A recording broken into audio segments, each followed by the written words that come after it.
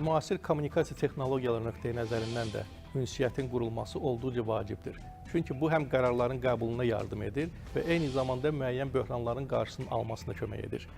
Biz son illər xaricdə baş verən böhranları nəzərdən keçirsək görərik ki, böhranların əksəriyyətinin əsasını məhz ünsiyyətin olmaması, insanların şikayətinin gedib lazımi instansiyalara çatmaması səbəbinə görə olur. Bu nöqteyi nəzərindən Azərbaycanda bu məsələnin qarşısının alınması, ictimaiyyətin problemlərinin dinlənilməsi və onun həllinə məmurların çağırılması bu olduqca vacib bir haldır.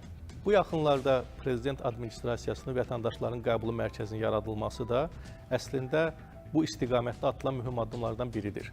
Çünki bu mərkəz vasitəsilə düşünürəm ki, vətəndaşların öz iradlarını, öz təkliflərini, öz fikirlərini bildirmək üçün bir gözəl bir platforma yaranır, səmərəli bir platforma yaranır. Hakimiyyət və ictimaiyyət arasında sağlam dialoqun formalaşmasına getirib çıxaracaq. Ünsiyyət müasir idarəetmənin şah damarıdır.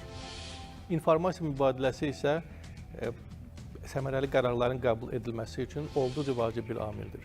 Siyasi idarəetməyə gəldikdə isə bunun mahiyyəti dəfələrlə artır. O nöqteyi nəzərdən cənab Prezidentin yuxarı səviyyədən dəfələrlə ictimaiyyətə müraciət etməsi və informasiya mübadiləsinə çağırması eyni zamanda dövlətin siyasi qərarların qəbul edilməsinə nə dərəcədə böyük əhəmiyyət verdiyini göstərir. Onu da qeyd etmək lazımdır ki, belə praktikalar dünyada elə də çox deyil əslində. Sadə vətəndaşların prezidentə müraciəti nəticəsi olur. Həm cənab prezident özü, həm birinci xanım müxtəlif məsələlərlə bağlı öz fikirlərini bildirib, bu problemlərin həll olunması ilə bağlı təxirə salınmış addımların həyata keçirilməsi ilə bağlı göstərişlər verib.